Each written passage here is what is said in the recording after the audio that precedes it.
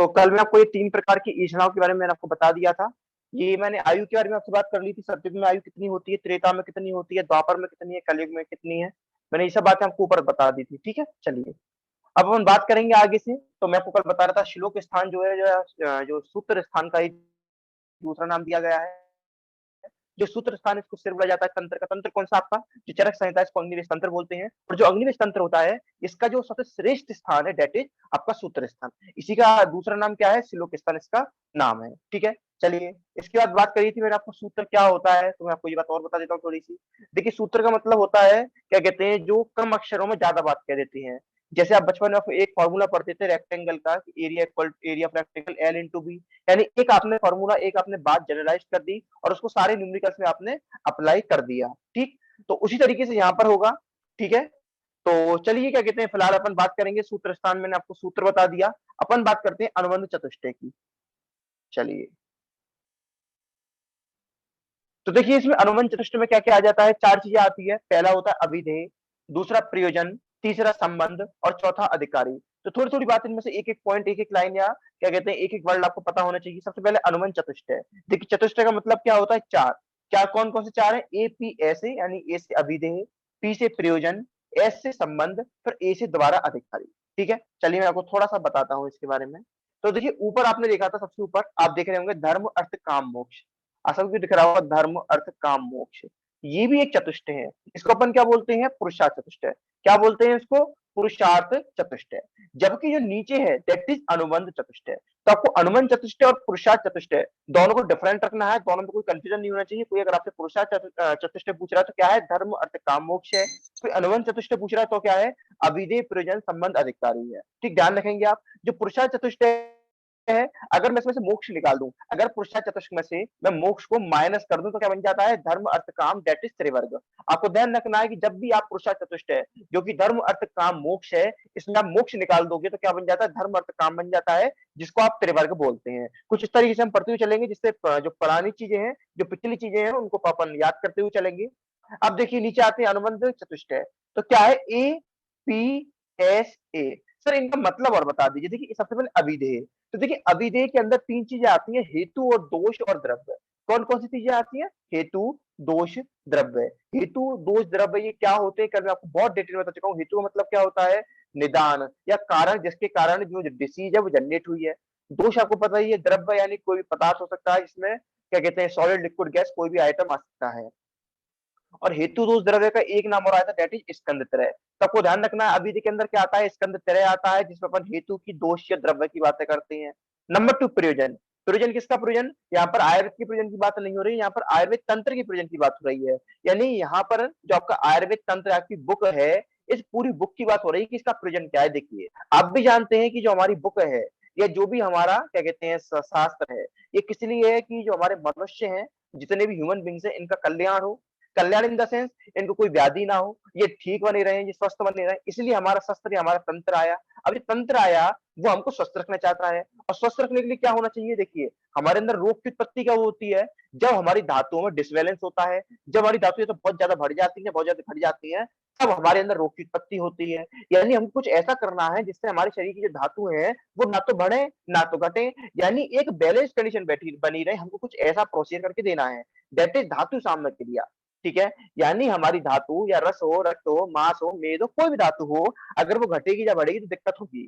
अगर रक्त कम हो जाएगा, ब्लड लॉस हो गया तो दिक्कत है, ब्लड ज्यादा हो गया तो दिक्कत है, मांस यानी क्या कहते हैं, आपका जो मसल्स है या फिर आपका जो फैट है वो कम हो गया तो दिक्कत है, अगर ज्यादा हो गया तो दिक्कत है। यानी आपको बॉडी में ऐसी कंडीशन रखनी है होम्योस्टेसिस वाली, जो तो चीजों को ना बढ़ने दे ना घटने दे, क्योंकि एक लिमिट से चीजों का बढ़ना भी खतरनाक है, घटना भी खतरनाक है। यानी क्या रखना है, बैलेंस कंडीशन में। और बैलेंस के लिए आयुर्वेद में टर्म आता है, दैट इज सम। क्या टर्म आता है, सम। तो हमारे आयुर्वेद शास्त्र का या तंत्र का क्या प्रयोजन है, धातु साम्य क्रिया। यानी ऐसी क्रिया, ऐसी प्रोसेस जो धातुओं को बैलेंस रखे, धातुओं को ना घटने दे ना बढ़ने दे, या फिर अगर घट या बढ़ गई है तो उनको मेंटेन रखे। तो क्या प्रयोजन है, धातु साम्य क्रिया, ठीक है? आपको नंबर 2 को लिख रहा होगा, धातु साम्य क्रिया चा उक्ता, यही तंत्र से प्रयोजनम। धातु साम्य क्रिया, जो हमारी धातुओं को शांत, यानी मतलब बढ़ाने की, जो बढ़ गई है उनको कम करना, और जो कम हो गई है उनको बढ़ाना, क्रिया, ऐसी क्रिया चावकता, इसी को तंत्र का प्रयोजन बोला जाता है। तीसरा संबंध, जो बोल रहा है और जो बात बोली गई है, उन दोनों के बीच में, उन दोनों के बीच में जो संबंध है उसी का नाम संबंध होता है। फिर अधिकारी क्या होता है? तो देखिए अधिकारी स्टार्टिंग में चरक में बताया गया है कि तीन जातियां या कह सकते हैं तीन गण ऐसे हैं जिनको आयुर्वेद शास्त्र पढ़ने का अधिकार दिया गया है। कौन कौन से हैं? ब्राह्मण, क्षत्रिय, वैश्य। लेकिन आगे जाकर सबको अधिकार दिया गया है, लेकिन फिलहाल आपको ध्यान रखना है ये तीसरी बात जो मैंने बताई, कौन कौन से तीन है? ब्राह्मण, क्षत्रिय, वैश्य, इन तीनों को ही आयुर्वेद शास्त्र पढ़ने का स्टार्टिंग में लाइसेंस दिया गया था। चारों बातों को दोबारा समझेंगे। अनुबंध चतुष्टय में क्या क्या आता है? अभिधेय आता है, प्रयोजन आता है, संबंध आता है, अधिकारी आता है। अक्सर पीजी में क्वेश्चन आता है, यूजी बहुत कम पूछते हैं, लेकिन फिर भी आपको ध्यान रखना है क्योंकि सारा विमर्श हम एक तरीके से छाट रहे हैं। अभिधेय में क्या आ गया? हेतु दो द्रव्य जाके जिसको तंत्र बोला गया। प्रयोजन क्या होता है? जब तंत्र का प्रयोजन डेट इज धातु साम्य क्रिया चा उक्ता तंत्रस्य प्रयोजनम। तो आपको इतनी सी लाइन याद करनी है, धातु साम्य क्रिया चा उक्ता। ठीक है। संबंध क्या है? वाच्य वाचक। अधिकारी कौन कौन है? ब्राह्मण है, क्षत्रिय, वैश्य है। ठीक है। अब बात करते हैं आगे, थोड़ा सा आगे बढ़ेंगे अपन। तो देखिए आगे चार प्रकार के सूत्रों की बात करी गई है। सूत्र मैंने भी आपको बताया फॉर्मूला या कोई भी ऐसा क्या कह सकते हैं कम शब्दों को ही, या वो अल्प शब्द, वो कम शब्द या वो लिटिल अमाउंट ऑफ वर्ड्स जो एक ब्रीफ में मीनिंग को डिस्क्राइब करें, दैट इज सूत्र। तो सूत्र में कौन कौन से आ गए? गुरु सूत्र आ गया, शिष्य सूत्र आ गया, प्रतिसंस्कृत सूत्र आ गया और एक ही सूत्र। कौन कौन से? गुरु, शिष्य, प्रतिसंस्कृत और एक ही है। ठीक है। चार प्रकार के सूत्रों की बात हमने कर ली। कौन कौन सा? गुरु हो गया, शिष्य हो गया, प्रतिसंस्कृत हो गया, एक ही हो गया। तो देखिए गुरु सूत्र क्या है? गुरु सूत्र मतलब जो गुरु अपनी बातों को जिन वाक्यों से कहता है, या कह सकते हैं गुरु जो उसका मत है, जो उसकी बात है, जिन वाक्यों से या जिन सेंटेंस के द्वारा बोलता है, दैट इज गुरु सूत्र। नंबर टू क्या है? शिष्य सूत्र।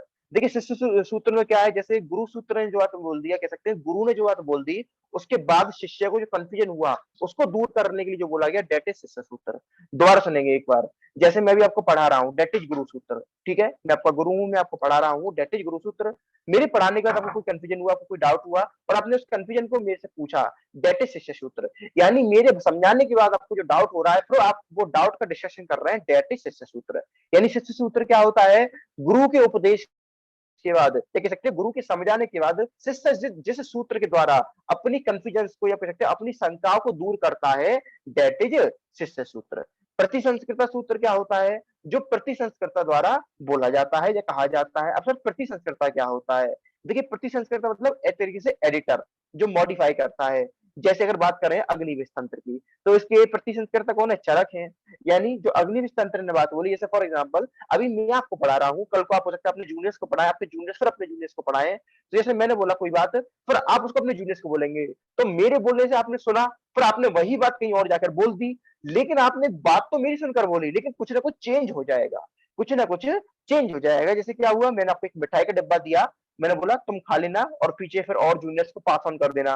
तो तुमने क्या करा? एक लड्डू निकाल के इसमें से खा लिया, फिर वही डिब्बा तुमने दूसरे को दे दिया। डिब्बा सेम है, मिठाई सेम है, लेकिन थोड़ा सा चेंज हो गया, उसके वेट में कमी आ गई, दैट इज प्रतिसंस्कृता। प्रतिसंस्कृत मतलब क्या होता है? थोड़ा सा चेंज कर देना, दैट इज प्रतिसंस्कृता, दैट इज प्रतिसंस्कृता। फोर्थ इज द एक ही सूत्र। एक ही सूत्र मतलब रेफरेंस की बात आ गई। जैसे बात चल रही है, जैसे मैं भी आपको बात पित्त कफ के गुण पढ़ाऊंगा, तो मैं बोलता हूँ चरक ने क्या कहते हैं बात पित्त कफ के ये गुण बताए हैं, लेकिन फिर बात आ जाती है आप में से कोई बोलता है या मैं ही बोलता हूँ कि भागवत ने ये वाले बताए हैं। तो यानी बात चरक की चल रही थी, लेकिन बीच में कौन आ गई? भागवत आ गई। दैट इज एक ही सूत्र। यानी जब एक आचार्य की बात चल रही है और उसी जगह पर उसी डिस्कशन में दूसरे आचार्य आ जाए, दैट इज एक ही सूत्र। तो चार प्रकार के सूत्र है। कौन कौन से? गुरु सूत्र, शिष्य सूत्र, प्रतिसंस्कृत सूत्र और एक सूत्र। गुरु सूत्र क्या होता है? गुरु अपनी बातों को जिन सूत्र के द्वारा प्रस्तुत करे। शिष्य क्या होता है? गुरु के समझाने के बाद उसको जो संशय है, जो शंकाओं है, उनको जिससे दूर करता है, दैट इज शिष्य सूत्र। प्रतिसंस्कृत सूत्र क्या होता है? जो प्रतिसंस्कर्ता अपने द्वारा उपस्थित करता है। प्रतिसंस्कर्ता क्या होता है? जो चीजों में बदलाव करता है, जो चीजों को समझ समझ के लिखता है, दैट इज प्रतिसंस्कर्ता। एक ही सूत्र क्या होता है? जब किसी स्थान पर एक आचार्य की बात चल रही है और दूसरे या अन्य आचार्य का उदाहरण वहां पर आ जाए, दैट इज एक या सूत्र। फिर देखिए नीचे आप देख रहे होंगे, नीचे आपके सामने चतुष्क के नाम है, ये मैंने आपको पेज से पढ़ा दिए थे। तो अपन आगे बढ़ेंगे। देखिए अब आते हैं अपन आयुर्वेद अवतरण पर। ठीक है, आयुर्वेद अवतरण पर सबसे पहले एक मिनट के लिए चैट सेक्शन में फटाफट मुझे ये बता दीजिए कि यहाँ तक की डाउट क्लियर है आप लोगों को? यहाँ तक कोई अच्छी चीज, ऐसी चीज जो समझ में ना आई हो? क्लियर है? क्लियर है सब बच्चों को? चलिए ठीक, अपन आगे बढ़ते हैं अब।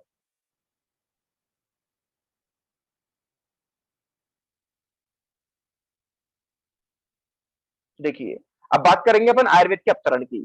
तो देखिए आयुर्वेद का अवतरण वैसे तो नीचे लिख भी रहा है मेरी किताब में, लेकिन फिलहाल यहाँ पर खाली जगह आ रही है तो मेरा मन कर रहा है मैं लिख देता हूँ। सबको याद करना है, बड़ा इंद्र का भार।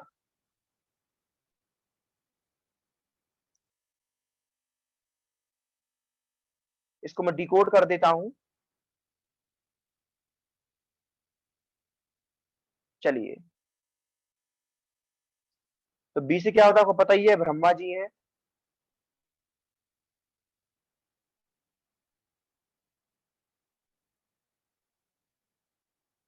डी से आपको पता ही है क्या है, दक्ष प्रजापति है। ए से क्या है, अश्वनी कुमार है। इंद्र से तो इंद्र है ही है। बाहर से क्या है, भारद्वाज है। ठीक है, तो आपको याद करना है, कोई दिक्कत नहीं आएगी। बड़ा इंद्र का भार, बी से क्या है, ब्रह्मा, डी से दक्ष प्रजापति, ए से अश्विनी कुमार, इंद्र से इंद्र है, का से कुछ नहीं है, बाहर से भारद्वाज। बड़ा इंद्र का भार। अब देखिए आगे जाके क्वेश्चन आएगा कि भारद्वाज के गुरु कौन थे या इंद्र के गुरु कौन थे, तो आपको ये आना चाहिए। जैसे सिंपल सी बात है, कॉमन सेंस अगर बताऊं को याद नहीं करना। जैसे ये ट्रिक अगर आपको याद हो गई, या याद हो भी गई होगी, मेरे मैंने 3-4 बार बोल दी, बड़ा इंद्र का भार। अगर मैं आपसे पूछ लेता हूँ जो भारद्वाज है, ये वाले भारद्वाज, ठीक है, अभी भारद्वाज जो है इनके गुरु कौन थे, तो वो क्या करना है, इंद्र पर टिक कर देना है। क्या करना है, इंद्र पर टिक कर देना है। और अगर मैं पूछूं इंद्र के गुरु कौन थे, तो वो क्या करना है, इनसे पहले वाले पर टिक कर देना। गुरु कौन होता है, अपने शिष्य को ज्ञान दे। यानी जाहिर सी बात है, जब इंद्र से ज्ञान भारद्वाज पर गया तो इंद्र ही तो भारद्वाज के गुरु होंगे। जैसे मैं अभी अभी आपको पढ़ा रहा हूँ, तो मैं आपका गुरु हुआ, आगे आप अपने किसी स्टूडेंट को पढ़ाएंगे तो आप उनके गुरु हुए। ये एक तरीके से हिराकी चलती जाएगी। ठीक, तो कोई नई बात नहीं है, आगे बढ़ेंगे। तो ये श्लोक क्या लिख रहा है, दीर्घ जीवितम इच्छावन भारद्वाज उपागमत इंद्र उग्र तपा बुद्धवा शरण्यव ईश्वरम। यानी क्या कहते हैं, ये बताया गया है कि देखिए जब नीचे पृथ्वी लोक पर संकट आ रहे थे, लोग बीमार हो रहे थे, अकाल मृत्यु हो रही थी, बूढ़े हो रहे थे, तो उन्होंने क्या करा, उन्होंने एक मीटिंग करी। मीटिंग करने के बाद क्या करा, एक मीटिंग में ये डिसाइड हुआ कि ऊपर कौन जाएगा, ऊपर इन द सेंस ऊपर आयुर्वेद का ज्ञान लेने कौन जाएगा। उस टाइम ऊपर ब्रह्मा जी ने आयुर्वेद का स्मरण कर लिया था, और ब्रह्मा जी से दक्ष प्रजापति, दक्ष प्रजापति से अश्विनी कुमार तक ये ज्ञान जा चुका था। यानी कि वो नीचे ये पता चला कि इतने सारे संकट आ रहे हैं और इन संकट का सॉल्यूशन हमारे पास है, यानी ब्रह्मा जी के पास है। ब्रह्मा जी ने दक्ष जी को, दक्ष को ने अश्विनी कुमार को, और अश्विनी कुमार ने इंद्र को दे दिया है। तो हम क्यों परेशान हो, हम उस ज्ञान को ऊपर से आके ले आते हैं जिससे पृथ्वी पर सबका कल्याण हो जाए। तो ये डिसाइड हुआ कि कौन जाएगा। तो पता चला कि इतनी कैपेसिटी भारद्वाज के पास ही है। जैसे क्या हुआ था, जब सीता जी का हरण हो गया था, तो जो सारे वानर थे उन्होंने ये डिसाइड किया था कि समुद्र पार करके कौन जा सकता है, सिर्फ हनुमान जी जा सकते हैं। उसी तरीके से जब पृथ्वी लोग को ये डिसाइड हुआ कि कौन जाएगा, तो आपके भारद्वाज जी जाएंगे। अब भारद्वाज को क्या नाम बोला गया, एक नाम यहाँ पर नाम आया है उग्रतपा। तो ध्यान रखना, भारद्वाज का क्या नाम आया है, उग्रतपा। एक और नाम आया है शरण्य, शरण्य आया है इंद्र के लिए। तो अगर आपसे कोई पूछ लेता है शरण्य किसके लिए आया, तो क्या बोलेंगे, इंद्र। अगर आपसे कोई पूछ लेता है उग्रतपा किसके लिए आया, तो क्या बोलेंगे, भारद्वाज। ध्यान रखना है, भारद्वाज किसके लिए आया है, तो आप लिख देंगे क्या कहते हैं, आपके उग्रतपा किसके लिए आया है, भारद्वाज के लिए, और शरण्य किसके लिए आया है, इंद्र के लिए। थोड़ा सा आगे बढ़ेंगे, ये बात मैंने आपको बता दी, ये कल पेज मैंने आपको सारे बता दिए थे। अब देखिए नीचे ये ट्रिक है, ये मैंने पहले ही बता दी आपको। अब देखिए नीचे ये जो पॉइंट है ये मैंने आपको बता दिए। अपन अब पढ़ेंगे ये वाला श्लोक। देखिए लिख रहा है, देखिए श्लोक आपको जो याद करना होगा मैं अंडरलाइन कर दूंगा, हाईलाइट कर दूंगा, बाकी आपको कोई भी श्लोक याद नहीं करना। इसमें एक चीज को मैंने बॉक्स में बंद कर दिया है, दैट इज निखिलेन आद्य अश्विनो। यानी ये वही बात है जो कहानी मैंने आपको ऊपर से सुनाई। क्या हुआ था कि जो ज्ञान था वो ठीक ठीक ठीक एक तरीके से एक से दूसरी तरफ जा रहा था। ठीक है, यानी जिस तरीके से ब्रह्मा जी ने अपना ज्ञान दक्ष प्रजापति को दिया था, उसी तरीके से दक्ष प्रजापति ने आयत को ग्रहण किया, और ग्रहण करने के बाद उस ज्ञान को अश्विनी कुमार को दे दिया। और अश्विनी कुमार ने जो ज्ञान लिया उसको किसको दे दिया, इंद्र को दे दिया। तो इसका मतलब क्या है, जो वर्ड मैंने अंडरलाइन करा है निखिलेन आदाव अश्विन, इसका मतलब ये है जिस तरीके से अश्विनी कुमार ने दक्ष प्रजापति से ज्ञान हासिल किया, उसी तरीके से किसको दे दिया, आपका आगे इंद्र को दे दिया। एक मिनट लाइन पर रहिएगा।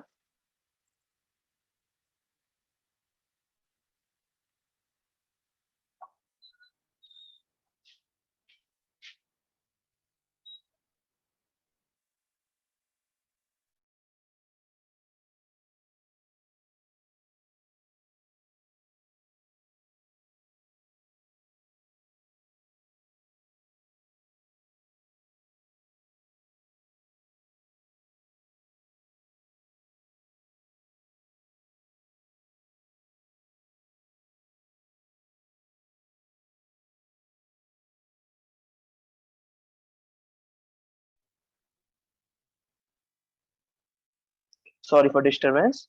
अपन बात कर रहे थे निखिलेन आदर्शनो की। तो मैंने आपको क्या बताया था कि इसका मतलब क्या होता है, इसमें ये है कि जिस तरीके से अश्विनी कुमार ने अपना ज्ञान लिया था किससे, दक्ष प्रजापति से, उसी तरीके से जो ज्ञान था जो लिया उन्होंने सेम टू सेम इसको इंद्र को दे दिया था। ठीक है, अपन बात करेंगे आगे की। तो लिख रहा है ब्रह्मा जी के बारे में। तो जो ब्रह्मा जी थे, पता है कि उन्हीं ने सृष्टि का निर्माण किया था, यानी वो सृष्टि के पहले भी थे और सृष्टि के बाद भी थे। सबको ध्यान रखना है, जो ब्रह्मा जी थे सृष्टि के पहले भी थे, सृष्टि के बाद भी थे, और उन्हीं ने आयुर्वेद को स्मरण किया था और आगे इसका ज्ञान दिया था। इसलिए एक बात और आती है कि आयुर्वेद के प्रथम और सर्वश्रेष्ठ आचार्य किसको बोला गया? ब्रह्मा को। देखिए नीचे यही लाइन कही गई है, नीचे आप देख रहे होंगे, देखिए ये वाली लाइन, ये लिख रहा है कि आयुर्वेद के प्रथम और सर्वश्रेष्ठ आचार्य कौन थे? ब्रह्मा थे। चलिए अपन आगे और बढ़ जाते हैं। अब देखिए, तो मैंने आपको एक तरीके से एक समरी बता दी थी, थोड़ी समरी मैं आपको और बता देता हूँ जिससे ये सारे पैराग्राफ आपके लिए आसान हो जाएंगे। तो क्या हुआ था, जब मैंने आपको बताया जब पृथ्वी लोक पर रोग की उत्पत्ति हो रही थी, लोग परेशान हो रहे थे, उनकी मृत्यु हो रही थी, तो एक मीटिंग हुई। मीटिंग मतलब जैसे यहाँ पर सेमिनार वेबिनार होते हैं, कोरोना आया था तो लोगों ने मीटिंग करी थी, सेमिनार्स हुए थे, वेबिनार्स हुए थे। तो उसी तरीके से महर्षियों ने भी एक मीटिंग करी थी। जब उन्होंने मीटिंग करी थी तो मीटिंग में कौन कौन से बड़े बड़े ऋषि मुनि आए थे, जो कहते हैं उपवास रखते थे, तपस्या करते थे, पढ़ते थे, ब्रह्मचर्य का पालन करते थे, व्रत रखते थे। इतने महान महान महर्षि एक जगह इकट्ठे हुए थे, और इकट्ठे हुए कहाँ हुए थे? तो आपको जगह ध्यान रखनी है, हिमालय पर्वत के एक सुंदर स्थान पर। कहां पर इकट्ठे हुए थे? हिमालय पर्वत के एक सुंदर स्थान पर वो एकत्रित हुए थे। बस इसमें तो नहीं ध्यान रखना है, कोई श्लोक याद नहीं करना। अब देखिए, अगर आपसे कोई पूछ ले कौन कौन से वहां पर ऋषि आए थे, तो आपको ध्यान रखना है कुल मिला के 53 ऋषि वहां पर आए थे। सर आपको सर क्या हमको सारे नाम याद करने हैं? नहीं, आपको सारे नाम याद नहीं करने, गिने चुने 5-6 नाम आपको याद करने हैं। कौन कौन से वो नाम याद करने हैं सर, मैंने हाईलाइट कर दिया। पहला सांख्य, दूसरा अगस्त्य, तीसरा विश्वामित्र, चौथा वडिष्ठ, फिर कांकाय, फिर पेंगी। तो को ध्यान रखना है, इन ऋषियों के नाम भी याद करने हैं। ठीक है, तो पहला सांख्य, देखिए सांख्य, सांख्य एक ऋषि का भी नाम है। ठीक है, और दूसरा सांख्य एक शब्द भी है। तो ये सांख्य शब्द है, अभी आपसे पूछ लिया था कि अब आपके आयुर्वेद में, आपकी चरक में सांख्य शब्द कितनी बार आया है, तो पता होना चाहिए पूरी किताब में आपकी 5 बार आया है। जो पीजी क्वेश्चन है, जो कभी ना कभी पूछे जा चुके हैं, उनको मैं मार्क कर रहा हूं, तो ध्यान रखना है कि जो शांति शब्द है ये कितनी बार आ चुका है? टोटल 5 बार आ चुका है। आपको ध्यान रखना है इसके अलावा जो अगस्त्य है, अगस्त्य ये कहाँ के रहने वाले थे? भारत के। तो पहला 6 ऋषियों के नाम, इनकी टोटल संख्या 53, और 6 नाम जो है इसमें सांख्य जो है वो एक ऋषि का भी नाम है और एक जगह का भी नाम है। ठीक है, जगह का नाम क्या है?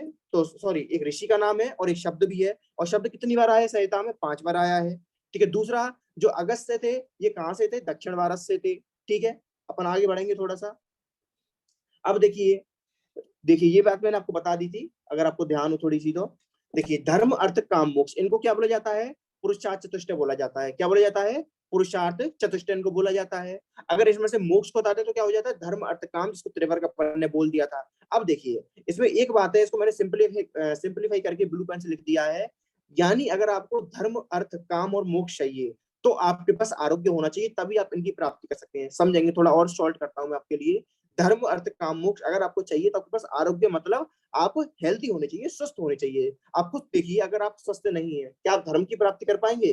धर्म मतलब आपका जो कर्तव्य है, जो आपका प्रोफेशन है, यानी अगर आपका कर्तव्य पढ़ाई करना है, अगर आप स्टूडेंट है या डॉक्टर है, तो आपका कर्तव्य चिकित्सा करना है, वो आपका धर्म है। तो अगर आप हेल्थी नहीं है तो क्या आप ट्रीटमेंट कर पाएंगे? नहीं कर पाएंगे। अर्थ, अर्थ मतलब रुपया पैसा, जो भी जीने का साधन है, दैट इज अर्थ। यानी अगर आप हेल्दी नहीं है तो क्या आप अर्थ को कमा पाएंगे या अर्थ को हासिल कर पाएंगे? नहीं कर पाएंगे। काम, अगर आप हेल्दी नहीं है तो प्लेजर भी नहीं ले पाएंगे, मोक्ष की प्राप्ति भी नहीं कर पाएंगे। यानी धर्म अर्थ काम मोक्ष चारों ही चीज ऐसी हैं जिनकी प्राप्ति तभी हो सकती है जब आप स्वस्थ हैं, जब आप आरोग्य हैं। यानी आरोग्य होने पर ही इनकी प्राप्ति होगी। आप इतना भी जानते होंगे कि 2 प्रकार के रोग होते हैं, शारीरिक रोग और मानसिक रोग। शारीरिक रोग 3 प्रकार के बताए गए आयुर्वेद में, वात पित्त कफ, जबकि मानसिक रोग 2 प्रकार के हैं, रज और तम। तो आपको ये भी बताया कि अगर किसी के अंदर शारीरिक रोग है तो उसके अंदर मानसिक रोग की उत्पत्ति हो जाती है, अगर किसी के अंदर मानसिक रोग है तो उससे शारीरिक रोग की उत्पत्ति हो जाती है। सर कैसे, थोड़ा समझाइए। देखिए अगर आपके अंदर शारीरिक रोग है, फॉर एग्जाम्पल आपके क्या कहते हैं, पैर में चोट लग गई, आपके पैर में फ्रैक्चर हो गया, तो क्या होगा? बार बार आपका ध्यान पूरे दिन उसी तरफ जाएगा कि हाँ मेरे पैर में दर्द हो रहा है, मेरे पैर में चोट लग गई। तो उससे क्या होगा? आप मेंटली भी डिस्टर्ब हो जाएंगे। कभी कभी होता है हमारे चोट लग जाती है, हमारे जी में अल्सर, माउथ अल्सर्स हो जाते हैं, हमारे पेट में दर्द होता है या कोई बात होती है, तो हमारा मेंटली भी डिस्टर्ब हो जाते हैं, हम पढ़ाई में मन नहीं लगता, काम करने में मन नहीं लगता। तो आपको ये प्रूफ हो गया कि शारीरिक दोष से या शारीरिक रोग से मानसिक रोग की उत्पत्ति हो सकती है। अब देखिए मानसिक रोग से शारीरिक रोग की उत्पत्ति कैसे होगी? अगर आप मानसिक रोग मतलब अगर आप मेंटली डिस्टर्ब हैं तो आप फिजिकली डिस्टर्ब हो जाएंगे। आपको तो एक बहुत सिंपल एग्जांपल है, अगर आप बार बार किसी चीज को सोच रहे हैं, टेंशन ले रहे हैं कि मेरे पेपर आ रहे हैं, मेरी पढ़ाई नहीं है, तैयारी नहीं है, मैं फेल हो जाऊंगा, ये वो, तो अगर आप ज्यादा सोचेंगे तो क्या होगा, आपको हाइपर टेंशन हो सकता है, आपका बीपी बढ़ जाएगा, आपकी शुगर लो हो जाएगी। तो ये क्या हुआ, एक तरीके से आपने मेंटल प्रेशर दिया और आपके फिजिकली इफेक्ट हो गया। यानी क्या होता है कि जब भी हम मेंटली पे भी ज्यादा लोड देते हैं, मेंटल प्रेशर ज्यादा लेते हैं, तो उससे हमारी बॉडी को भी हार्म पहुंचता है। तो ध्यान रखना है कि शारीरिक रोग से मानसिक रोग की उत्पत्ति हो सकती है और मानसिक रोग से शारीरिक रोग की उत्पत्ति हो सकती है। यानी अगर आपको धर्म अर्थ काम मोक्ष की प्राप्ति करनी है तो आपको स्वस्थ होना है, आरोग्य की प्राप्ति करनी है, और आरोग्य के अंदर दोनों चीज आती है, यानी कि आपके अंदर शारीरिक रोग भी नहीं होने चाहिए और मानसिक रोग भी नहीं होने चाहिए। आगे बढ़ेंगे अपन। देखिए कुछ नाम आ रहे हैं, कुछ वर्ड आ रहे हैं जिनको मैंने हाईलाइट कर रहा है, थोड़ा सा हाईलाइट और करूंगा मैं उनको। देखिए पहला आ रहा है सहस्त्रांश, क्या आ रहा है, सहस्त्रांश। दूसरा क्या आ रहा है, सचिपतिम, क्या आ रहा है, सचिपतिम। तीसरा क्या आ रहा है, बलहंतरम, क्या आ रहा है, बलहंतरम। एक आ रहा है सुरेश्वरम। ये जितने भी शब्द हैं, आपको ध्यान रखना है, जितने भी शब्द हैं ये सब इंद्र के लिए यूज हुए हैं। किसके लिए यूज हुए हैं, इंद्र के लिए। कुछ नहीं पढ़ना इसके अंदर, जितनी भी हिंदी में बातें लिख रही हैं ये आपको कुछ नहीं पढ़ना, ठीक है, कुछ नहीं पढ़ना इसके आगे। बस आपको ये पता होना चाहिए कि इंद्र के लिए कौन कौन से नाम आए हैं। ऊपर दो नाम और दे रखे हैं, अमर प्रभु। अमर प्रभु भी किसके लिए आ रहा है, इंद्र के लिए, क्योंकि वो देवताओं के राजा थे, देवराज थे, इसलिए इनका नाम पड़ा अमर प्रभु। दूसरा एक नाम और है शक्र, इंद्र के लिए। इससे पहले एक नाम और आया था, अगर आपको याद हो, डेट इज शरण्य। यानी इंद्र के लिए कितने सारे नाम हो गए, देखिए, शक्र हो गया, अमर प्रभु हो गया, और शरण्य हो गया, सहस्त्रांश हो गया, सचिपतिम हो गया, सुरेश्वरम हो गया, बलहंतरम हो गया। तो आपको ध्यान रखना है कि इतने सारे शब्द किसके लिए यूज हुए हैं, हमारे देवराज इंद्र के लिए यूज हुए हैं। इंपोर्टेंट कौन कौन से हैं, पहला शक्र, दूसरा अमर प्रभु, तीसरा शरण्य, और चौथा सहस्त्रांश। ठीक, आगे बढ़ेंगे थोड़ा सा। देखिए आगे, तो ऊपर मैंने बता दिया शक्र किसके लिए हुआ, इंद्र के लिए, अमर प्रभु के लिए, कोई नई बात नहीं है। अब देखिए त्रिसूत्र की बात आती है, तो त्रिसूत्र मैंने आपको बता दिया, तीन चीज आती है इसके अंदर, हेतु आता है, लिंग आता है, औषध आता है। चलिए इस पेज को मैं आपको थोड़ा क्लियर करके बताता हूँ, इसको समझाता हूँ आपको थोड़ा। देखिए त्रिसूत्र, त्रिसूत्र में क्या है, हेतु है, लिंग है, औषध है। हेतु क्या होता है, वो कारण है जिसके कारण रोग की उत्पत्ति हो रही है। दूसरा लिंग क्या है, सिम्टम्स है। तीसरा द्रव्य है, द्रव्य अंदर मतलब औषधि, क्या जो चीज है वो द्रव्य बोली गई है। अब देखिए हेतु, जब फर्स्ट ईयर में थे तो आपने रोग उत्पत्ति के तीन कारण पढ़े थे। पहला क्या था, असात्म्यार्थ इंद्रिय संयोग। दूसरा क्या था, प्रज्ञापराध। तीसरा क्या था, परिणाम। जो परिणाम था उसको काल बोल दिया गया था। जो कर्म था इसको क्या बोल दिया गया था, एक तरीके से आपका जो परिणाम था इसको प्रज्ञापराध बोल दिया गया था।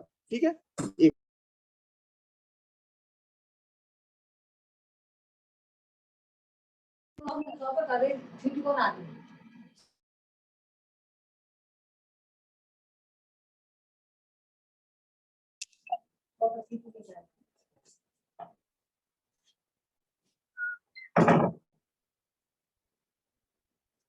देखिए, हेतु दोष द्रव्य, हेतु के अंदर तीन चीजें आती हैं, कौन कौन सी, असात्म्यार्थ इंद्रिय संयोग, प्रज्ञापराध, परिणाम। अब देखिए जो कर्म है इसको अपन ने क्या बोला था, मैं इधर लिखते चलता हूँ, इसको अपन ने प्रज्ञापराध ही बोला था।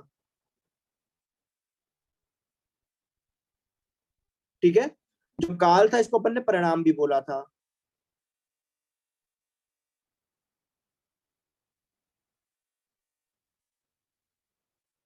अब देखिए इनको मैं थोड़ा सा समझा देता हूँ। देखिए इंद्रियों का जब भी अपने विषयों के साथ अतियोग होगा, मिथ्या योग होगा, हीन योग होगा, तब भी रोग की उत्पत्ति हो सकती है, नंबर वन। दूसरा काल, देखिए सीजनल वेरिएशन, जब भी काल चेंज होता है एकदम से, तब भी रोग की उत्पत्ति हो सकती है। एकदम से ठंड पड़ रही थी, एकदम से गर्मी पड़ जाए, एकदम से गर्मी पड़ रही थी, बारिश पड़ने लग जाए, दैट इज परिणाम। यानी जो ऋतु के चेंज होने या ऋतु में परिवर्तन होने के कारण जो रोग की उत्पत्ति होती है, दैट इज काल या परिणाम। तीसरा प्रज्ञापराध, धी धृति स्मृति का विवश हो जाना क्या कहलाता है, प्रज्ञापराध कहलाता है। ठीक है, तो वो ध्यान रखना है, असात्म्य इंद्रिय संयोग, परिणाम, प्रज्ञापराध, इन तीनों के अतियोग, हीन योग, मिथ्या योग के कारण ही रोग की उत्पत्ति होती है।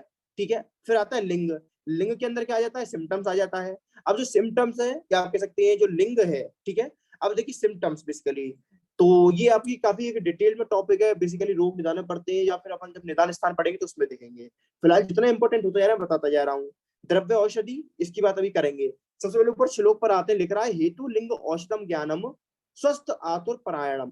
यानी हेतु लिंग औषध ज्ञानम, यानी जिसको हेतु का, लिंग का, औषध का ज्ञान है। ठीक है, जिसको हेतु यानी मतलब जो कारण है, लिंग मतलब लक्षण है, औषध जो मेडिसिन है, इन तीनों को ज्ञान है, वो चाहे स्वस्थ व्यक्ति हो, चाहे क्या कहते हैं आतुर यानी रोगी हो, दोनों का ही भला कर सकता है। यानी अगर आपको स्वस्थ व्यक्ति का या आतुर बीमार, या तो कोई स्वस्थ है या कोई हेल्दी है, ठीक है, या तो कोई हेल्दी है या कोई बीमार है, दोनों ही बातें हैं। तो उसका अगर आपको भला करना है तो आपको हेतु, लिंग और औषध का ज्ञान होना जरूरी है। तो बस एक लाइन यहाँ से याद करनी है कि अगर आपको किसी का भला करना है, चाहे वो अच्छा है चाहे वो बुरा है, यानी या फिर या तो वो स्वस्थ है या फिर अस्वस्थ है, तो आपको हेतु का, लिंग का और औषध का ज्ञान होना बहुत कंपलसरी है। ठीक है, चलिए आगे बात करेंगे। एक बात और कही, त्रिसूत्र, जो त्रिसूत्र है इसको बहुत पुण्य बताया गया। पुण्य क्यों बताया गया है? देखिए आयुर्वेद के बारे में बात करेंगे। जो आपका आयुर्वेद है ये त्रिसूत्र पर ही आधारित है। जो आपका आयुर्वेद है ये हेतु, लिंग और औषध पर ही निर्धारित है, या कह सकते हैं इसी पर डिपेंडेंट है। और इसलिए क्यों अच्छा है ये त्रिसूत्र, क्यों? क्योंकि ये आयुर्वेद पर डिपेंडेंट है। और आयुर्वेद क्या है? एक तरीके से आयुर्वेद पुण्य चीज है जिसको ब्रह्मा ने खुद जाना था। अब आप सोचिए कि आपका आयुर्वेद कितना अच्छा है कि ब्रह्मा जी ने खुद इसको पढ़ा था, खुद इसको जाना था और उन्हीं ने लोगों को इसके बारे में बताया था। तो को ध्यान रखना है कि ब्रह्मा जी ने आयुर्वेद को खुद जाना, खुद पहचाना, और उसी आयुर्वेद के अंदर त्रिवर्ग आते हैं जिसके अंदर हेतु, लिंग, औषध आते हैं। अगर आप हेतु, लिंग, औषध को जान पा रहे हैं तभी आप मनुष्यों का उद्धार कर पाएंगे। फिर नीचे एक स्वस्थ की परिभाषा दी गई है, समदोष समगनि से समधातु मल क्रिया प्रसम आत्मेन्द्रिय मना स्वस्थ इति विधीयते। सम दोष है जब आपके दोष सम बैलेंस्ड है, सम अग्नि आपकी अग्नि बैलेंस्ड है, सम धातु मल क्रिया जब आपकी धातु है, मल क्रिया ये सब बैलेंस्ड है। प्रसन्न आत्मे इंद्रिया मना जब आपकी आत्मा, इंद्रिया, मन प्रसन्न यानी खुश है, स्वस्थ है, इसी को स्वस्थ बोला गया। दोबारा समझेंगे, जब आपके दोष बैलेंस्ड है, अग्नि बैलेंस्ड है, धातु, मल, क्रिया ये सब बैलेंस्ड है, और आपका मन, इंद्रिया, आत्मा ये सब प्रसन्न है, तब आप स्वस्थ बोलेंगे। यानी मॉडर्न में क्या होता था, man is physically fitted, mentally fitted, socially fitted, is said to be healthy.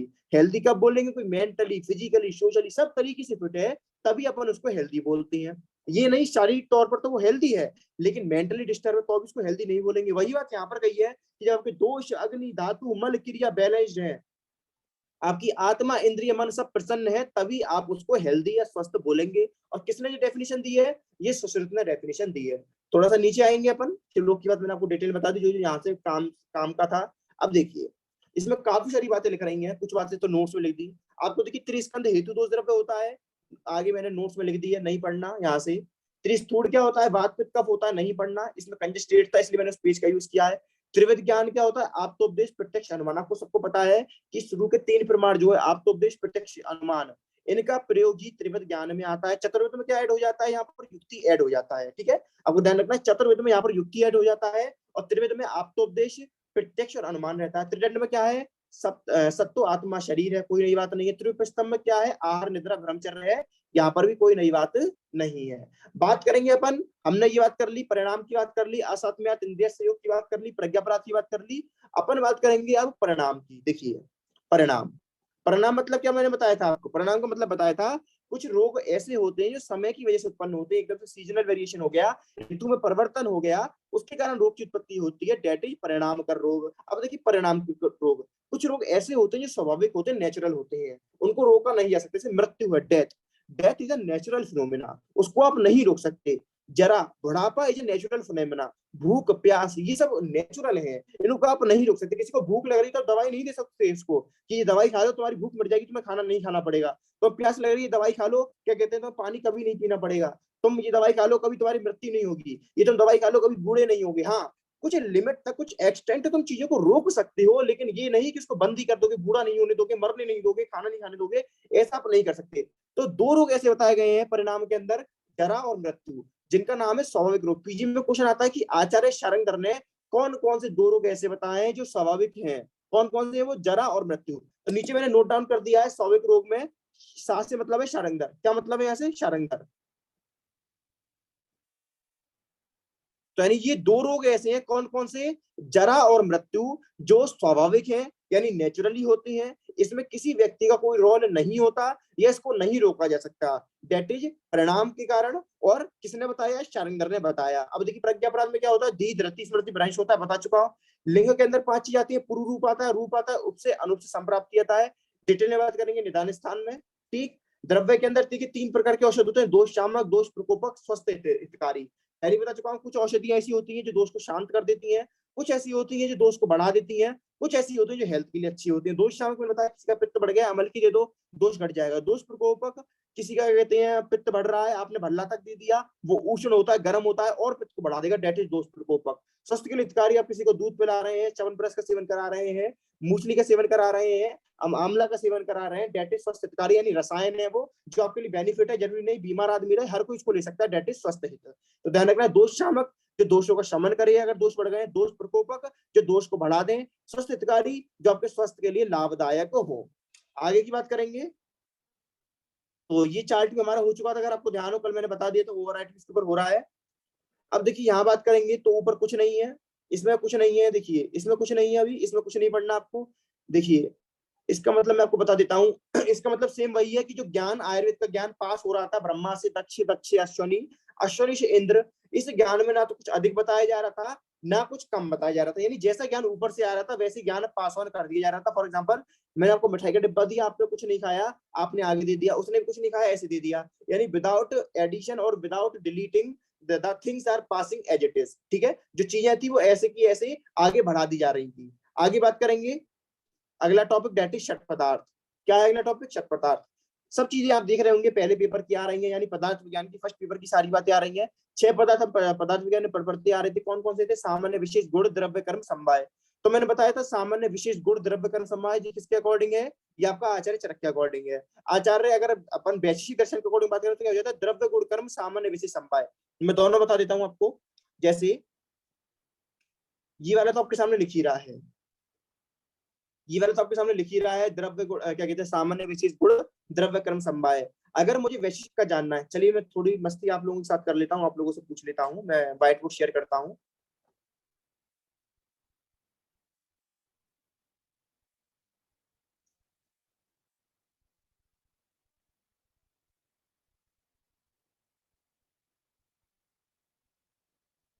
चलिए ये बताइए, यहाँ तक समझ में आया? माइक ऑन करके बता सकते हैं माइक ऑन है आपका, यहाँ तक समझ में आया आप सब लोगों को?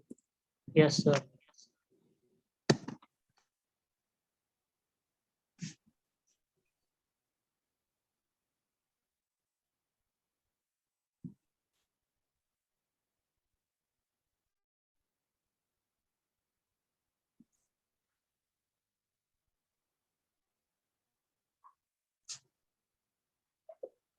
तो मैं आपको बात कर रहा था षट पदार्थ की।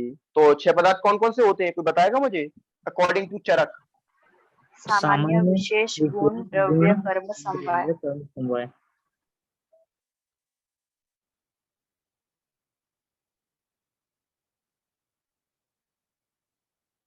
सामान्य, विशेष, आगे बताओ फटाफट। गुण, गुण, आगे बताओ। द्रव्य, द्रव्य, कर्म नहीं, फिर द्रव्य आएगा, फिर कर्म आएगा और लास्ट में आपका समवाय। समवाय आएगा। ठीक है, अगर मैं बात करूं वैशेषिक दर्शन की, उसका किसको याद है? जिसको याद है द्रव्य, बताओ। गुण, कर्म, सामान्य, विशेष, समवाय। बहुत अच्छा, वेरी गुड। थोड़ा सा चेंज हो जाता है, दैट इज द्रव्य, गुण, कर्म,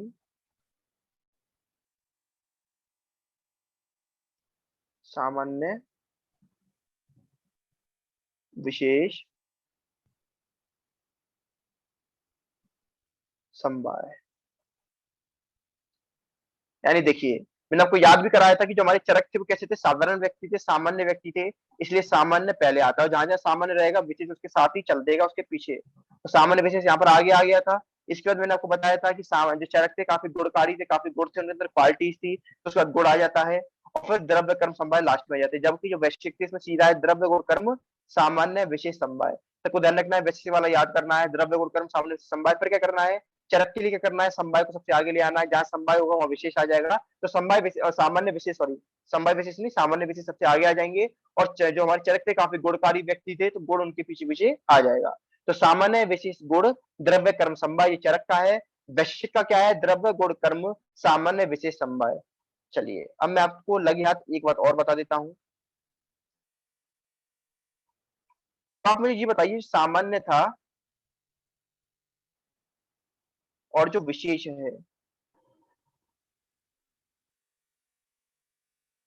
जो सामान्य और जो विशेष है, ये किस काम आते हैं चिकित्सा में? कोई बता सकता है मुझे चिकित्सा में क्या उपयोग में आते हैं ये? वृद्धि करने में। समान भाव से वृद्धि होती है और विशेष भाव से ह्रास होता है। हाँ सर बिल्कुल होता है। बिल्कुल, बहुत अच्छा।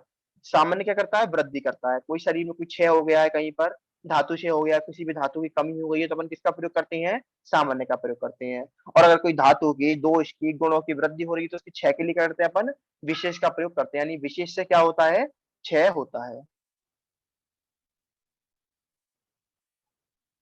चलिए ये सब आगे बातें अभी चरक नहीं आएंगी, मैं यहाँ पर बताता जा रहा हूँ, जिससे आपके लिए और मेरे लिए दोनों के लिए आसानी रहेगी।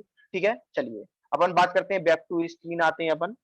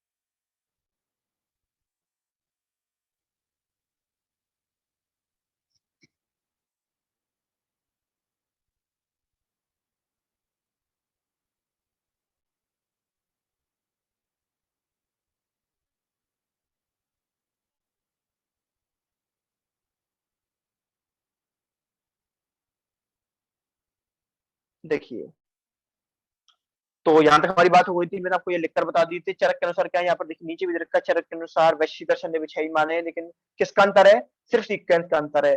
एक बात और कर बता देता हूँ आपको, जो न्याय दर्शन है, न्याय दर्शन ने टोटल 7 माने हैं। कितने माने, टोटल 7 माने, यानी 6 तो ये है ही है। इसके अलावा एक किसको माना, अभाव को माना है। तो आपको ध्यान रखना है कि न्याय ने कितने माने हैं, टोटल टोटल 7 माने हैं। 6 तो सेम है, सामान्य, विशेष, गुण, द्रव्य, कर्म, समवाय। एक कौन सा ऐड हो गया है, अभाव इसमें ऐड हो गया है। आगे बढ़ेंगे अपन। ये ट्रिक मैंने आपको बता दी है, लेकिन इसमें क्या नीचे बात है, बात मैं आपको पढ़ के बता दें जिससे वो बात भी क्लियर हो जाए। देखिए, तो लिख रहा है यहाँ पर, जो पुनरअश्व आत्रेय थे उनके 6 शिष्य थे। कोई नई बात नहीं है, कौन कौन से थे, अग्निवेश थे, भेल, जतुर्कर, पाराशर, हारी, क्षारपाणी, ये 6 शिष्य थे। अब देखिए नीचे लिख रहा है भारद्वाज ऋषि, यानी जो भारद्वाज ऋषि थे उनके शिष्य कौन थे, पुनरअश्व आत्रेय। ये बात कोई नई नहीं, आप भी जानते हैं। जो आगे ऊपर जो सीक्वेंस चलेगा, जैसे जैसे मैंने ये सीक्वेंस बताया आपको, ये वाला, बड़ा इंद्र का भार, तो भार से किधर गया था, सीक्वेंस आत्रेय पे, पुनरअश्व आत्रेय पे। यानी आत्रेय के गुरु कौन हुए, भारद्वाज। भारद्वाज के गुरु कौन हुए, इंद्र। लेकिन अगर मैं बोल दूं अष्टांग हृदय के अकॉर्डिंग, भागवत के अकॉर्डिंग, यानी यहाँ पर अगर बोल रहा हूँ आत्रेय गुरु कौन है, इंद्र। आत्रेय गुरु कौन है, ध्यान रखेंगे, आत्रेय गुरु कौन है। ये कंफ्यूजन में आपको, पीजी में कंफ्यूजन हो सकती है, या क्वेश्चन आ सकता है आपका। अगर आत्रेय के गुरु की बात हो रही है तो आपको ध्यान करना है कि चरक की बात है या भागवत की। अगर चरक में बात कर रहे हैं तो आत्रेय के गुरु भारद्वाज है। लेकिन अगर भागवत में पूछा गया है तो आत्रेय के गुरु भारद्वाज ना होकर के इंद्र है, क्योंकि आपको मैंने बताया था भागवत अष्टांग हृदय में भारद्वाज की बात नहीं हुई है। यानी अगर चरक में पूछा जा रहा है तो आत्रेय के गुरु भारद्वाज है, जबकि अगर भागवत में पूछा जा रहा है तो आत्रेय गुरु भारद्वाज ना होकर के सीधे इंद्र है। क्यों, क्योंकि जो भागवत संहिता है उसमें भारद्वाज का वर्णन नहीं आया है। ठीक है, और गुरु कौन है, जैसे पहले वाले आएंगे, डेट इज गुरु। तो ये मैंने गुरु वाला समझा दिया था। अगर आपसे कोई भी गुरु पूछ लेता है, अश्विनी कुमार गुरु कौन है, दक्ष प्रजापति कौन है, तो उसे पहले वाले पे टिक कर देना है। ट्रिक क्या है, बड़ा इंद्र का भार, लेकिन अष्टांग हृदय में भार नहीं है। पतली सी किताब भारी नहीं होती, उसमें भार नहीं है। तो आत्रेय के गुरु अकॉर्डिंग टू आचार्य चरक कौन है, भारद्वाज। आत्रेय गुरु अकॉर्डिंग टू भागवत कौन है, इंद्र। यही बात नीचे कही गई है। आइए नीचे देखिए, तो भारद्वाज ऋषि के शिष्य कौन थे, पुनरअश्व आत्रेय। ये बात हारी संहिता में कही गई है, एडिशनल पॉइंट है ये। ठीक है, हारी संहिता। बाकी चरक में भी यही बात है। नीचे लिख रहा है भागवत ने आत्रेय को इंद्र का शिष्य माना है। देखेंगे, भागवत ने भागवत ने भागवत ने देखिए, भागवत ने आत्रेय को इंद्र का शिष्य माना, या फिर इंद्र को आत्रेय का गुरु माना है। दोनों बात एक ही है। आप कह दीजिए आत्रेय इंद्र के शिष्य हैं, या फिर इंद्र आत्रेय के गुरु हैं।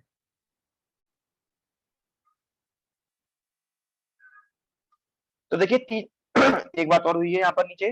देखिए 3 आत्रेय आए हैं टोटल चरक संहिता में, 3 आत्रेय आए हैं। कौन कौन से, कृष्ण आत्रेय, भिक्षु आत्रेय, पुनर्वसु आत्रेय। तो आपको ध्यान रखना है, जो मीटिंग हुई थी हिमालय में उसमें कृष्ण आत्रेय नहीं आए थे। कोई आपसे पूछ लेता है कि हिमालय पर्वत पर जो महर्षियों की गोष्ठी हुई थी उसमें कौन से आत्रेय उपस्थित नहीं थे, सबको टिक करना है कि कृष्ण आत्रेय वहां पर उपस्थित नहीं थे। ठीक है, चलिए आगे बढ़ेंगे।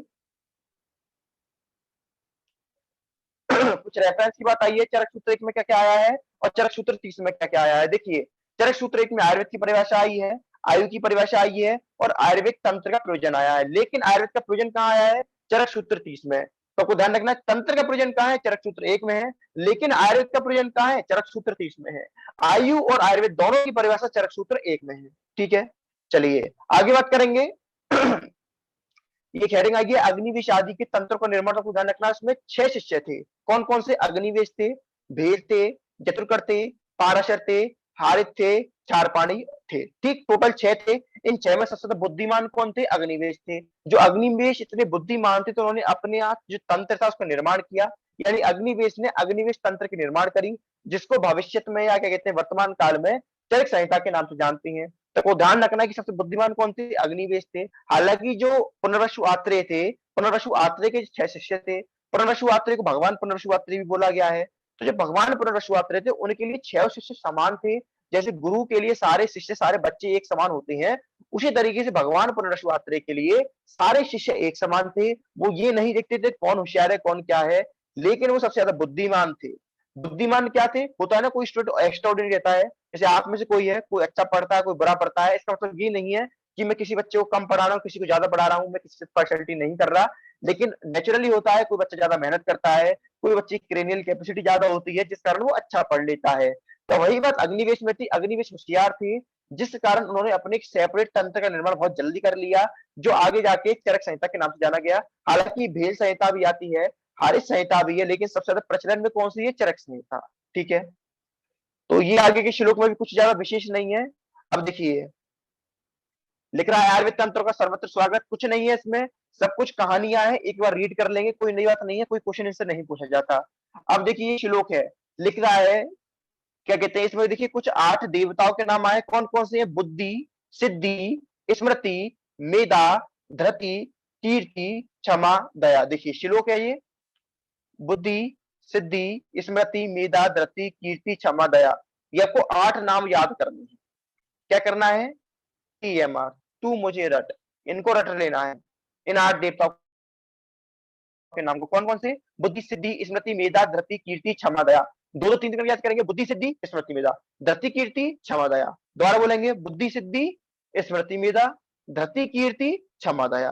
ठीक है, इस तरीके से आप याद करेंगे, हो जाएगा। अब आता है थोड़े बहुत श्लोक याद करने का नंबर, थोड़ा बहुत मेहनत करने का नंबर आ जाता है। और आधे से अधिक श्लोक ऐसे होंगे जो फर्स्ट ईयर में आप याद करते होंगे। तो पहला श्लोक सब बच्चों का फेवरेट है, हित हितम सुखम दुखम आयुष्य हित हितम मान चतुर्थम आयुर्वेद उच्चते। यानी जिसमें हित आयु, अहित आयु, सुख आयु और दुख आयु, इन चारों प्रकार की आयु के हित और अहित के बारे में बताया गया है। उसी शास्त्र को अपन आयुर्वेद बोलते हैं। ठीक है, चारों प्रकार की आयु के बारे में जिसमें बताया जाता है तो क्या बोलते हैं अपन? आयुर्वेद बोलते हैं। आगे बढ़ेंगे अपन, एक श्लोक अगला आ रहा है, डेट इज आयु का लक्षण। ये श्लोक भी आपको याद करना है। शरीर इंद्रिय सत्वात्म संयोगोधारी जीवितम नित्यक अनुबंधस्य पर्याय आयु उच्यते। मैंने बताया तो जो आपकी जिंदगी है ये क्या है, जो आपकी आयु क्या है? मारुति 800 है। इसमें 4 पहिए हैं। ठीक है, एक आपकी गाड़ी है, आपकी जिंदगी है, या आप कह सकते हैं आप है। ये 4 पहिए हैं इसमें। ठीक है, 4 पहिए हैं, 4 पहिए हैं। गाड़ी 4 पहियों पे चलती है। अगर कोई एक पहिया या कोई एक व्हीकल का एक व्हील भी डिफेक्टेड हो जाएगा तो गाड़ी प्रॉपर्ली रन नहीं कर पाएगी। तो 4 पहिए कौन कौन से हैं? पहले का नाम है शरीर, पहले का नाम है शरीर, दूसरे का नाम है इंद्रिय, तीसरे का नाम है मन, चौथे का नाम है आत्मा। अगर इन 4 में से एक भी डिस्टर्ब हो जाता है तो आपकी आयु प्रॉपर्ली नहीं चलेगी। तो कुछ श्लोक ध्यान करना है, शरीर इंद्रिय सत्व आत्मा संयोगे। शरीर इंद्रिय, सत्व मतलब मन, आत्मा संयोगे, जब इनका संयोग होता है यानी कि मिलते हैं, धारी जीवितम, धारी मतलब धारण करते हैं, होल्ड करते हैं किसको? जीवन को। नित्यग अनुबंध पर्याय आयु उच्चते। नित्यग मतलब रिलेशन, नित्यग का मतलब क्या होता है? एक रिलेशन या कह सकते हैं जो हमारी आयु है प्रतिदिन उसका क्षरण हो रहा है, यानी हर समय या हर पल आपकी आयु कम होती जा रही है, उसका नुकसान होता जा रहा है।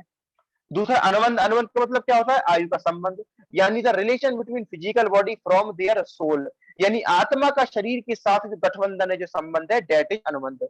तो शरीर, इंद्रिया, सत्व और आत्मा ये क्या है? ये आप कह सकते हैं आयु के घटक हैं। क्या है? आयु के घटक। अगर पूछा जाए आयु के घटक कौन है तो कुछ 4 कौन कौन से हैं, मैं लिख देता हूं ये भी जिससे आपको कंफ्यूजन ना हो। शरीर, इंद्रिय, सत्वात्मा ये क्या है? घटक है। क्या है घटक। कोई ऐसे पर्याय पूछ लिया आयु के पर्याय, पर्याय भी 4 ही बताए गए हैं। कौन कौन से हैं? धारी, जीवितम, नित्य और अनुबंध। ये क्या है? पर्याय, सिनोनियम्स।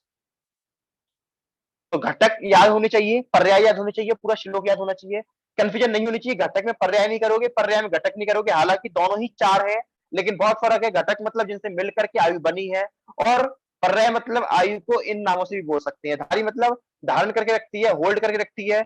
जीवित मतलब उसको जीवित अवस्था में लाइव रखती है, शरीर को डिके होने से बताती है। यानी जब तक आपके शरीर के अंदर आयु रहती है तब तक आपका शरीर डिके नहीं होता। ये क्या हो, आपने जैसी मृत्यु हो जाती है व्यक्ति की, उसका शरीर सड़ने लग जाता है, गलने लग जाता है, डिके होने लग जाता है। क्यों? क्योंकि उसके अंदर ये प्रॉपर्टी हट जाती है। यानी धारी का मतलब होता है जीवन को, क्या कहते हैं, या फिर कह सकते हैं प्राणों को धारण करके रखना, होल्ड करके रखना। जीवित का मतलब होता है उसको क्या कहते हैं, डिके होने से, सड़ने से, गलने से बचाना। नित्य का मतलब होता है जो आपकी आयु है प्रतिदिन जा रही है, क्षरण हो रहा है, कम हो रही है। अनुबंध का मतलब होता है the relation between physical body and soul, यानी आत्मा का संबंध शरीर के साथ, दैट इज अनुबंध। ठीक है, अब देखिए एक नीचे पॉइंट और आ रहा है, आत्मा को शरीर भी कहा जाता है। किसने कहा है? ये सुश्रुत ने कहा है। तो आपको ध्यान रखना है कि आपके आचार्य सुश्रुत ने आत्मा को शरीरी भी कहा है। चलिए आगे बात करेंगे। देखिए एक यहाँ पर बात आई है, लोकयु अवयव हितम। लोकयु अवयव हितम यानी आयुर्वेद की बात कहेगी, जो आयुर्वेद है ये व्यक्ति का इस लोक में भी और परलोक में भी, इहलोक और परलोक दोनों में ही पुण्य देने वाला है। तो आपको ध्यान रखना है, लोकयो रुवयो उभयो हितम। इसका मतलब क्या है? जो आपका आयुर्वेद शास्त्र है ये आपको इस लोक और परलोक दोनों लोक में ही सुख प्रदान करने वाला, ये कह सकते हैं हमारे लिए हितकारी बताया गया है। आगे देखेंगे, सामान्य विशेष आ चुका है, सर्वदा सर्वभावना सामान्य वृद्धि कारणम दासितु विशेषस्य प्रवृत्ति रूपस्यतु। ये 2 श्लोक याद करने। पहला श्लोक ये है सामान्य विशेष का, दूसरा ये सामान्य एकत्व करम विशेषस्तु पृथक्त्वम तुल्यर्थी सामान्य विशेषस्तु विपर्या। एक एक करके दोनों श्लोक में समझाता हूं। देखिए, सर्वदा सर्वभावनाम सामान्य वृद्धि कारणम दासितु विशेषस्य प्रवृत्ति रूपस्य। देखिए इसका मतलब क्या है? सर्वदा हमेशा, सर्वभावना सभी भावों की, सामान्य वृद्धि कारणम जो सामान्य होता है वृद्धि करता है, सर्वदा हमेशा सर्वभावना सभी भावों की सामान्य वृद्धि करता है, हिरास हेतु कम करने के लिए विशेष है, प्रवृत्ति रूप से और व्यवहार में लाना पड़ेगा। जैसे मैंने बोला कि जो सामान्य है वो वृद्धि कर रहा है, जो विशेष है वो कम कर रहा है, हिरास कर रहा है। मैंने बोला कि आपकी हड्डियां कमजोर हो गई हैं तो आपको दूध पीना है। अब घर में दूध लाने से कुछ नहीं होगा, उसको व्यवहार में लाना पड़ेगा, उसको पीना भी पड़ेगा।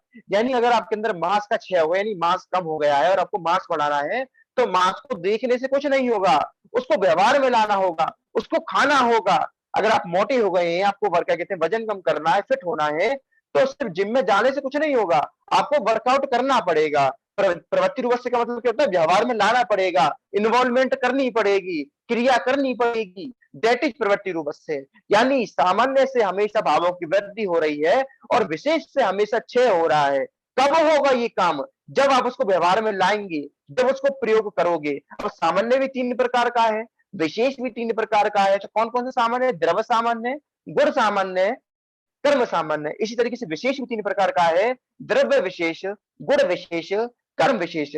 हालांकि फर्स्ट तरह की चीज है, लेकिन तो फिलहाल अपन कंसेप्ट की बात कर रहे हैं तो इनको बताता चलता हूं मैं। द्रव्य सामान्य, तो द्रव्य सामान्य क्या होता है? जैसे कि मैंने बताया कि अगर आपके अंदर मांस का क्षय हो गया है तो आप मांस का सेवन करोगे, यानी मांस का सेवन करने से मांस की वृद्धि होती है, दैट इज द्रव्य सामान्य। अगला क्या है? गुण सामान्य।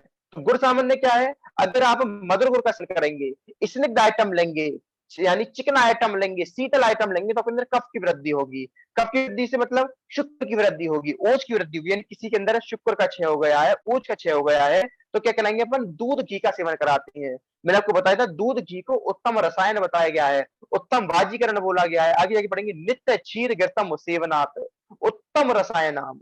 यानी अगर आप नित्य यानी डेली घी का, दूध का सेवन कर रहे हैं तो उससे श्रेष्ठ रसायन और कोई आपके पास नहीं है। ठीक है, क्यों? क्योंकि जो घी और दूध में गुण होते हैं वही गुण आपके शुक्र में या आपके ओज के अंदर पाए जाते हैं। अगर आपको कहते हैं ओज के गुण पता हो, स्निग्ध होता है, शीत होता है, क्या कहते हैं, ये गुण किसके हैं? ओज के हैं। और यही गुण किसके अंदर पाए जाते हैं? दूध के पाए जाते हैं। यानी दोनों के गुण सेम है। ठीक है, तो क्या होगा? वृद्धि करेगा ये, दैट इज गुण सामान्य। यानी गुण के एक जैसे होने के कारण, गुणों में सिमिलरिटी होने के कारण वो क्या करेगा? शुक्र की या ओज की वृद्धि करेगा, दैट इज गुण सामान्य। कर्म सामान्य मैंने बोला कि अगर किसी के अंदर हमको कोई चीज को, जैसे फॉर एग्जांपल किसी के अंदर वायु बढ़ गई है, ठीक है, या फिर कह सकते हैं कफ का क्षय हो गया है, बेसिकली मैं बोलता हूँ किसी के अंदर कफ का क्षय हो गया तो क्या करेंगे, उससे बोलेंगे तुम्हें आराम करना है, तुम्हें दिवा स्वप्न करना है, डेट इज कर्म सामान्य। आपको पता है दिवा स्वप्न से क्या होगा, कफ की वृद्धि होगी। ठंडा आइटम खाने से, शीत आइटम खाने से क्या होगा, क्या कहते हैं, अगर मैं बोल रहा हूँ अगर आप ठंडा आइटम खिला के उसके अंदर कफ की वृद्धि कर रहे हैं, डेट इज गुण सामान्य। क्यों, क्योंकि वहां पर गुणों के कारण आपने वृद्धि करी, लेकिन मैंने बोल दिया, आपने बोल दिया पेशेंट को कि तुम लेटे रहो, तुम पड़े रहो, कुछ भी काम मत करो, डेट इज कर्म सामान्य है। यानी यहाँ पर क्रिया की बात आ रही है, डेट इज कर्म सामान्य है। जहाँ पर प्रॉपर्टीज की बात आ रही है, डेट इज गुण सामान्य है। जहां पर आइटम की यानी कि सीधे द्रव्य की बात आ रही है, डेट इज द्रव्य सामान्य है। मांस खिला दिया, मांस बढ़ गया, द्रव्य सामान्य है। क्या कहते हैं, दूध पिला दिया, घी पिला दिया, शुक्र की वृद्धि हो गई, डेट इज गुण सामान्य है। मैंने क्या बोला कि तुम लेटे रहो, क्या हो गया, कर्म सामान्य है। इसका उल्टा कर देते हैं अपन, जैसे मैंने बोला द्रव्य सामान्य क्या, द्रव्य विशेष क्या होता है, तो मैंने क्या कहते हैं बोला किसी को, कोई क्या कहते हैं किसी के अंदर स्थूलता या ओबेसिटी ज्यादा बढ़ गई है, मैंने बोला तुम जौ का या बाजरे का सेवन करो। जब तुम जौ का या बाजरे का सेवन करोगे तो क्या है, वो अपोजिट है। जब अपोजिट है तो क्या होगा, एक तरीके से क्षय करेगा, या कह सकते हैं अस्थि धातु के क्षय होने पर, या कह सकते हैं मेदो धातु की वृद्धि होने पर अपन अस्थि धातु का या कह सकते हैं पार्थिव द्रव्य का सेवन कराते हैं। ठीक है, तो अपन इसको लेंगे। फिलहाल अपन इन तीनों को एक बार मैं आपसे कुछ क्वेश्चन पूछना चाहता हूं, तो आइए चैट सेक्शन।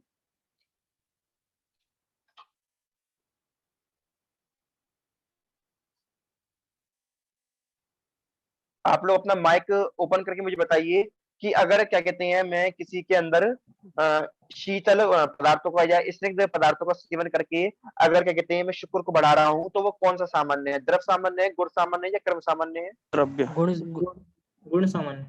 गुण गुण सामान्य है।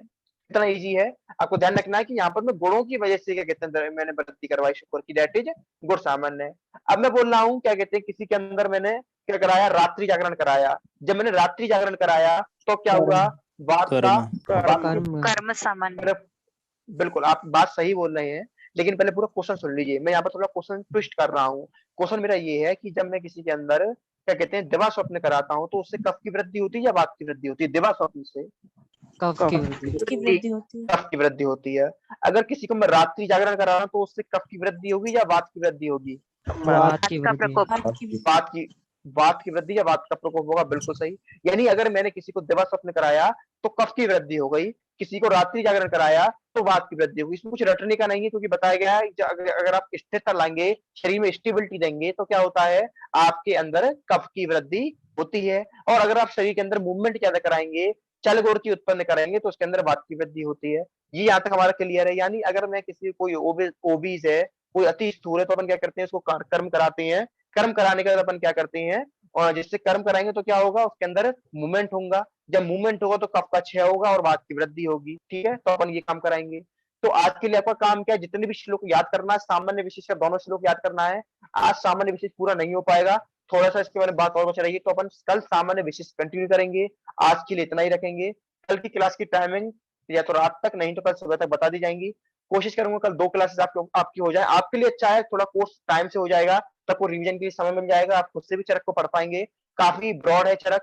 ठीक है, तो बाकी अगर आपको क्लासेस पसंद आ रही है तो अपने दोस्तों को शेयर करिए लिंक, उनको आप इनवाइट करिए ऐप में हमारी फ्री रिकॉर्डिंग्स अवेलेबल है, जिसको वो देख सकते हैं। बाकी आप लोग पढ़ते रहिए, कोई कंफ्यूजन हुआ करे व्हाट्सएप पे आप पूछ सकते हैं। कोई आपकी क्वेरी तो आप पूछ लीजिए, नहीं तो फिर मैं मीटिंग को एंड कर रहा हूँ।